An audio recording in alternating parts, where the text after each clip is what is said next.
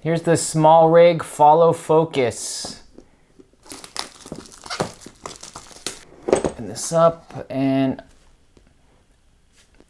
oh, I like the font there. You can't really see it unless you shine it into the light.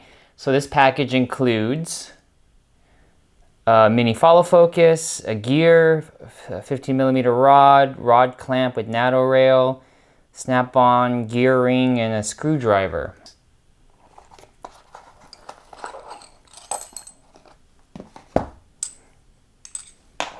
I haven't used a follow focus in a very long time.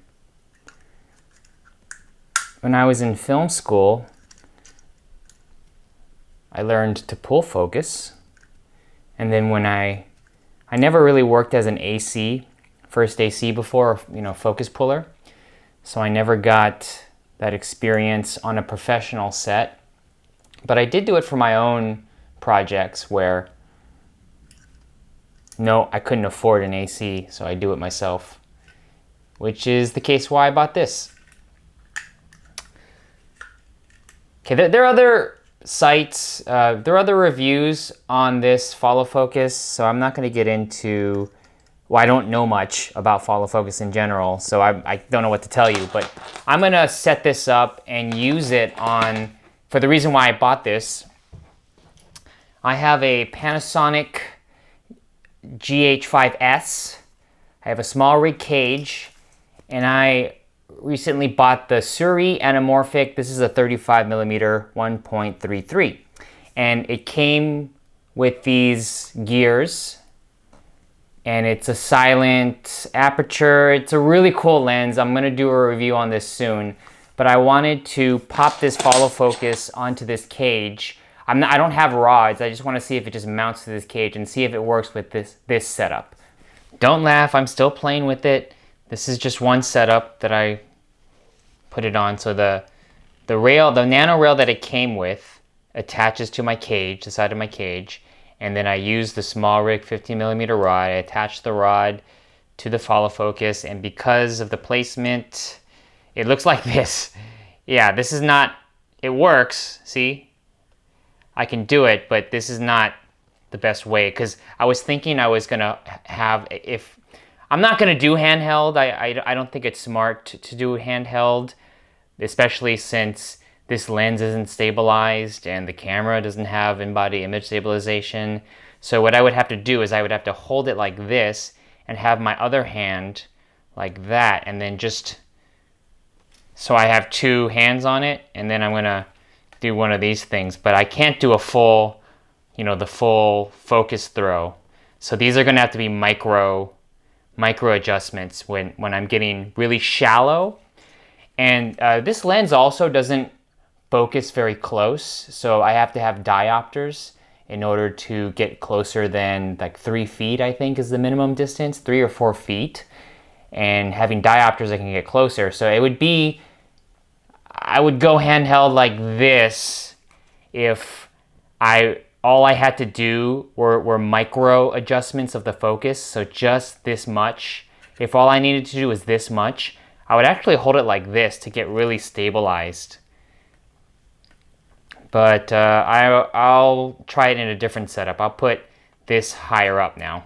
Now here's the follow focus mounted pretty high up to give it some distance, and I'm sure if you're a professional AC, you're laughing at me the way I have this set up. I don't care. I never used a follow focus before, not like this. So I'm still experimenting, but here I got it low now. So I might, it's better to have just 15mm rods coming from the bottom and then mount it. So I'm just trying to see if it works on handheld without a matte box and without all that stuff. And it does. It's very flexible. You could do a lot with this follow focus. I am not familiar with other follow focus brands, so I don't know if the play here is good or not. It's pretty stiff. I like it. There's a lot of grippy material here. I believe this white piece is removable, so you can adjust it or clean it. And I know a lot of AC is always, they mark it here. This is the white part you can mark so you can see your, all of the marks for their marks. And then this right here, these are hard stops. So you could set, and this is what I'm probably gonna do. So I'll set my focus on one end, and then I pull, let's say it's this end, and I lock that down. And then what I'll do here is it has a lock on the bottom there, and then it gives me hard stops. That's a pretty wide hard stop, so let's say it's not as wide. So I know without having to, once I rehearse a shot, I can just do it and hit the marks without needing a focus puller. I can do it myself. There's an area here to put a whip, which it doesn't come with, but they sell that separately. Yeah, so I don't think this is durable either. This doesn't feel like a very durable piece of equipment, but I'm not gonna use it all the time, and it's not gonna be my workhorse. And I think for under $100, this is pretty awesome for under $100. This is just something I could have in my bag now, my kit, whenever I'm having a cinema type of setup. I have a follow focus now if I need it.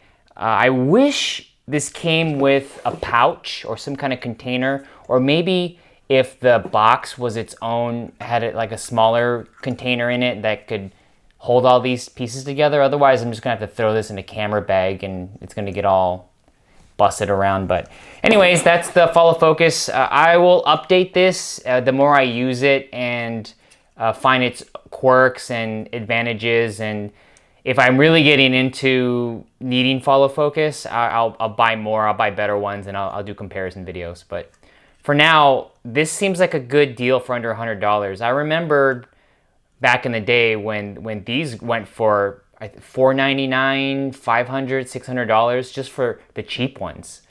And now you can get them a decent one for under $100.